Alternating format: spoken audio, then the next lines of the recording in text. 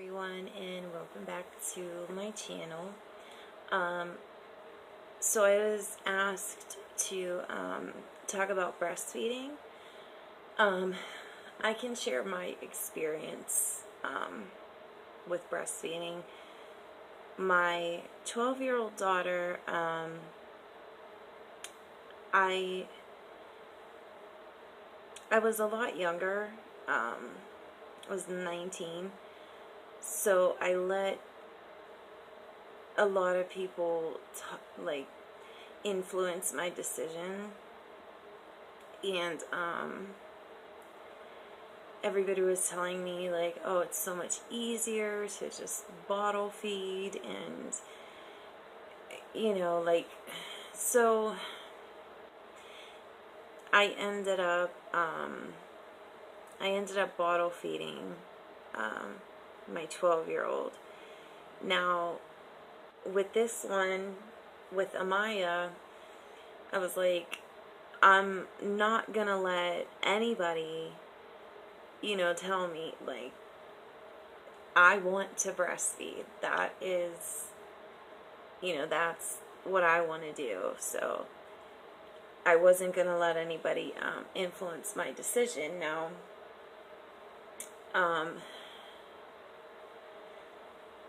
so I had both of my girls C-section. For whatever reason, I just wouldn't dilate. Now,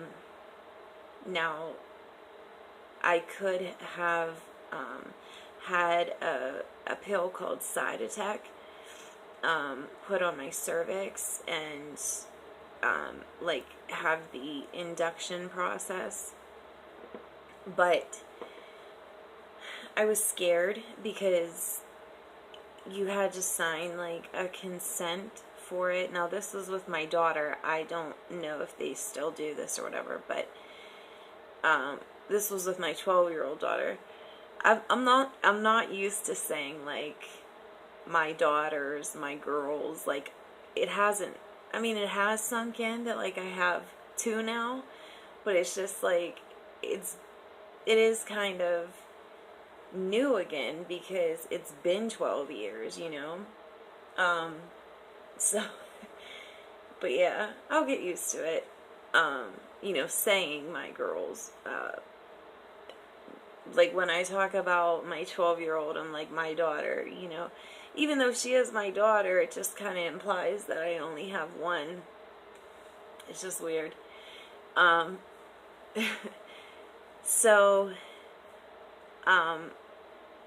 with her, the pill, I would have had to sign a consent form.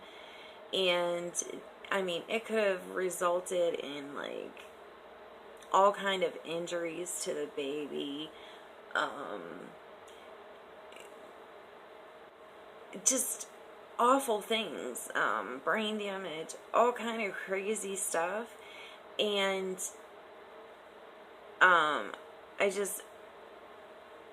the biggest thing was it could have caused, her death, or my death, or both. And that just wasn't a risk I was willing to take. And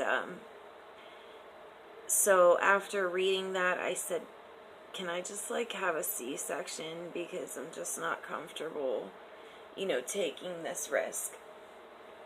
And so that's what happened. And then when you have a C-section, they do give you the option to have it's called a VBAC, vaginal birth after cesarean section. And I said, now also, if you decide to not do that, if you decide to have a C-section, right off the bat, then with your, like with Amaya, I could have, my due date was March 26th, so I could have went, I could have picked a day a week before or a week after. That 2-week span, you can pick a day. Which I don't know, I feel kind of weird about that too. Like, I just feel like I shouldn't be picking my child's birthday, you know, like, it's just weird. But anyways, I said, well, if I'll see how it goes. Like, if I would happen to go into labor and, you know, everything's looking good, then maybe I will just have Amaya vaginally, you know. And you know,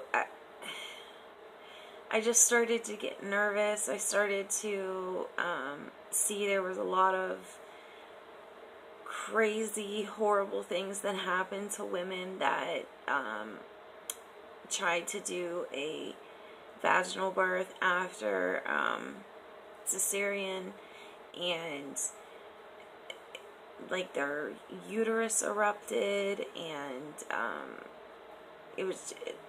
it scared me. Again, it just wasn't a risk I wanted to take. So I decided to go ahead and pick the 23rd of March to have her, and I figured if it's meant to happen on the 23rd, it will happen. If God has other plans, so be it. You know, like, if he wants her to come on the 27th, or, you know, the 22nd, or whatever, that's fine too. Like, so, but anyways, everything went smooth with both of them. So, you know, we did the skin to skin right away, and she latched on right away. Like, it was just so amazing. She, no problems whatsoever. She just latched right on. Now, with my 12-year-old, I remember it was about, I want to say like a day or two after I came home from the hospital. Now, when you have cesarean, they keep you an extra day. I think vaginal birth is 3 days, and then cesarean is 4, but they sent me home a day early with my 12-year-old because I was doing so well, and she was doing well. Like, everything was fine. So with Amaya, yeah, my milk, or no, I'm sorry, with my 12-year-old, I'm sorry, I get flustered. I'm not good at sitting here. Like, I watched some other videos, you know, like, of women doing these, and they just, like, they talk like they have a script in front of them. They're so good at that. Like, I can't. I'm gonna be here, there, and everywhere, so sorry, just bear with me. I remember my milk coming in, like, maybe 2 days after I came home from the hospital. So that's a total of 5 days after my 12-year-old was born. Now, with um, Amaya, we were in there. I think it was like, you know, the first day I breastfed her, everything was fine, but I noticed she was kind of crying a lot. But I just kind of figured, like, you know, she was just born, like, you know, it's a big deal, like, you know, coming into the world. So then by the second day, you know, I'm feeding, you know, she's feeding and she's crying, and I'm just like, something isn't right. Something just is not right. And so I asked the lactation nurse, I said, can you bring me a pump? Because I want to see, I want to make sure she's getting enough food. So I want to pump, you know, see how much is in the bottle, like, to make sure she's getting enough, because something is wrong. Moms know, you know. So she brought me a pump, and there was just like the tiniest bit of, you know, and she's telling me, oh, that's normal, that's fine. You know, babies don't need that much when they're first born. They're usually not hungry. And I'm looking at my baby. I said, my baby is hungry. I know, I know, you know, my babies were both hungry. My 12-year-old, her first feeding, 4 ounces, the whole, you know, little bottles they give you, like it was nothing, you know. And so I said, well, what I'll do is I'll give her formula. I'm talking about my second now, Amaya. I said, well, I'll give her formula, and, you know, just keep, like, offering her the breast, you know. And hopefully, you know, I'll just be able to stop the formula once my milk comes in. So, once she had that bottle, it was like, you know, she was so happy, and I was happy, because it was like, it was like when your baby's hungry, you know, you feel, I can't speak for everybody else, I don't know why I say that, but I feel like, you know, that's feeding them, making their little bellies full is rewarding in and of itself. Like, it's so bizarre, the feelings you have as a mom. I mean, it's wonderful, it's nature, you know, but something as little as that, you know, like, just makes me feel like amazing. So that was my plan, and I would say like a week went by, and I'm pumping, like, and like sometimes I'd get a good amount, like maybe 2 ounces, but she was already eating 4 ounces. So what I would do is just kind of mix the breast milk in with her formula, because there wasn't enough for her to get full off of. So I'd mix it in, and probably after that first week, after we came home, it just like, I never got that full, like, supply that I thought all women get. I thought it happens after every child. but it was like bizarre. I never got that milk, you know. And you know, I'm getting, you know, it's getting a little emotional and stuff, because as a mother, you're supposed to be able to feed your child from your body. You know, that's what we were made for. And so there was guilt there. And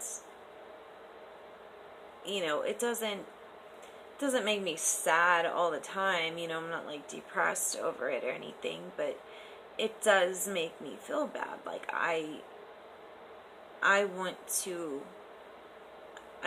that, you know, I don't know how to explain it, but you know, I guess it happens. It does happen to where some women literally just cannot breastfeed. They don't get milk. I've heard stories where like some women, their nipples will like be inverted. I've heard all kinds of crazy stories, you know, why women can't breastfeed. So and I kind of wondered like what they did back before formula, you know. And my grandmother, who is, I think she's 80 or 81, she had 8 kids, and she said what they did was like get a can of like evaporated milk or condensed milk, mix it with Karo syrup, and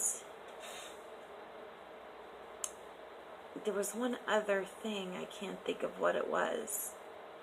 But yeah, the canned milk and then like Karo syrup, and that's what they would use. And like all her kids were, even now, they're strong and healthy, and you know, so, and the reason she had to do that was because she had twins, so it was kind of difficult to feed them both at the same time. So, you know, I guess there has always been, even before formula, even before doctors and stuff, you know, there have been other ways to supplement for your baby, and it is okay. You know, like, you know, if any mother out there is going through that, you know, I can't tell you don't feel guilty and don't feel bad, because of course you're going to. That's nature. That's your, you know, not breastfeeding is kind of going against everything nature's telling you to do, you know. And I felt that with my 12-year-old too, because like I said, I let everybody influence my decision on whether I would breast or bottle feed. And I felt that guilt for a few months with her, like, but it is okay. It's not, you know, you still bond with the baby. The baby bonds with you. Actually, like, the bonding process, what happens is, when your baby, especially during like skin to skin,